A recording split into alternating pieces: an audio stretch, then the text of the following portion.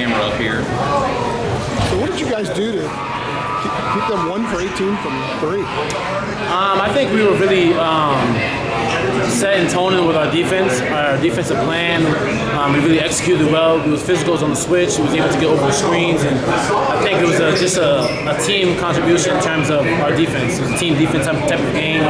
From myself to Seth to Armando, Cormac, everyone on the team really did a good job of keying on the key guys and kind of getting them out of the rhythm a little bit because they're great players. So when they get going, they're a good team. So we was able to get them out of the rhythm and not let them run their offense. Hubert told us yesterday, and we asked him what you guys have to do to contend with their threes, is that it starts down low. Right. Don't give them that stuff, and the threes aren't going to be open as much. How much do you attribute that to just what Armando did, keeping stuff on the blocks, but also keeping Hall was just kind of out of sorts the whole game? Yeah, I mean, Armando did a great job of just being physical and, standing his ground, especially down low in the paint.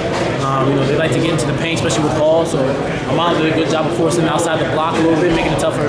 And that was like one of our plans, making it tougher for the opponents to catch the ball, get them out of the scoring area.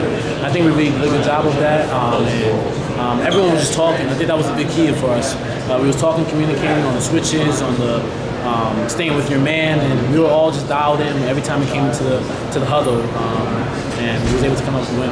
RJ, these 2 wins this week haven't been offensive works of art. Right. I mean, you certainly, as a team, shot it better, scored more points, but what sort of qualities have you seen from you guys in terms of toughness and guts and tenacity, just to be able to sort of punch these things out? You know what I mean? Like you said, our offense hasn't been up to par, it hasn't been great, but we made up for it on the defensive end, and our toughness and our resiliency is going to be there, is always going to be there, despite the shots are falling on the line. I think that's what's so dynamic about this team. We're able to not just rely on our offense, but rely on our energy, and that's a big key for us. It gets us going, and I think we all as a collective do a good job of that. Not just trying to rely on our offensive shot making, whether we're hitting threes or missing layups. We determine our energy and we control our energy. And I think that's what Coach Davis has really preached to us these past couple of days, even leading up to the season. Control what you can control. What you control is your energy and our mindset. And shots are going to fall. In those road games, it's not easy to win on the road, but we was able to make up on the defensive end and do the little things, do the loose balls, close out with a sense of urgency, and that really changed the whole flow of the game. What does it say about the team's balance in the last 2 games? You've won 2 good road games. You haven't had to score 20 points like you did in the previous 8. Yeah, I think defenses, different teams are doing a good job of me, of either whether denying if I have the ball, or when I do have the ball coming for ball screens, they're playing hard heads and showing. So I just know my ability of scoring, that's what's going to come with. So getting teammates involved and finding an open man, not holding on the ball too long when the third team is there, find an open guy, let other guys make the plays. That's what's going to happen. I'm more than fine with that. I'm always going to score 20 points. We have a lot of players that's able to chip in with their scoring abilities and whatnot, and we're winning, so that's all that matters. RJ, the body language of this team doesn't change, regardless of what's happening on the floor. Yeah.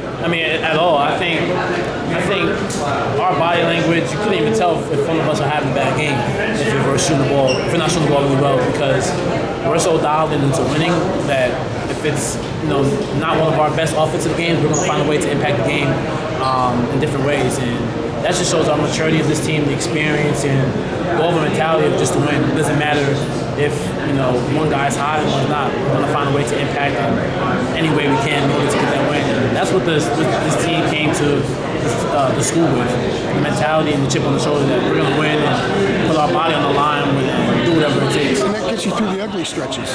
Yeah, especially gets you through the road games, because the crowd's against you, the home team they have, the advantage of just playing home and having fans on our side. So when adversity hits, and I think so far we dealt with it and we did a good job of dealing with it and overcoming it. Really physical, highly emotional game. I was asking Bacon about that one point in the second half, he wrestled down the 2 Clemson defenders. You kind of got in there and separated things. Just tell me about that moment. How did you react to it? Yeah, I was mostly just trying to make sure Armando was good, and sometimes people can get riled up a little bit with the tangling, and I was just trying to really just separate the 2 and just not let Armando let them get into their head a little bit, because sometimes moments like that, plays like that, the opponent can try to get you on the wrong page. But I was able to kind of break that up a little bit and just tell the team to keep our composure, because that's when the crowd got into it. They were loud with it. But we was able to keep calm and keep our composure, and that's what went on that play. Is this the most fun you've been having since the run, in March? Yeah, 100%. Like the whole time you've been at Carolina? Yeah, I mean, I think just the overall vibe of this team has been great. I mean, I said it from day one, like the newcomers, the transfers, the freshmen, they made my job easier, and we felt that they were on this team for years now. Just the way their personality is, and everyone's so welcoming. But the fun I'm having is just, this team is really unselfish, and we really cheer for each other's success. And I think that's what makes it such a good team and makes the fun happen. And we're winning on top of that, so it helps. Yeah, how does 3-0 in the ACC sound? It sounds good. I think one thing about us is we're just taking it one game at a time.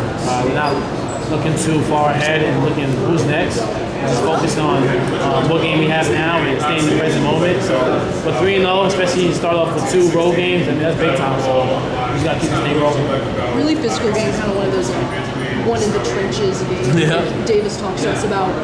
Do you see something different from Baycott in those kind of games?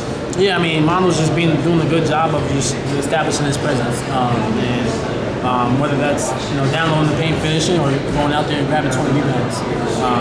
When he's aggressive, we're really good. And these past 2 games have been really good at just open up the paint for himself, but for other teammates, and getting rebounds, finishing through contact, and that's something that he's been doing his whole career. But he's that type of player that's going to continue to keep it up. Thanks, RJ.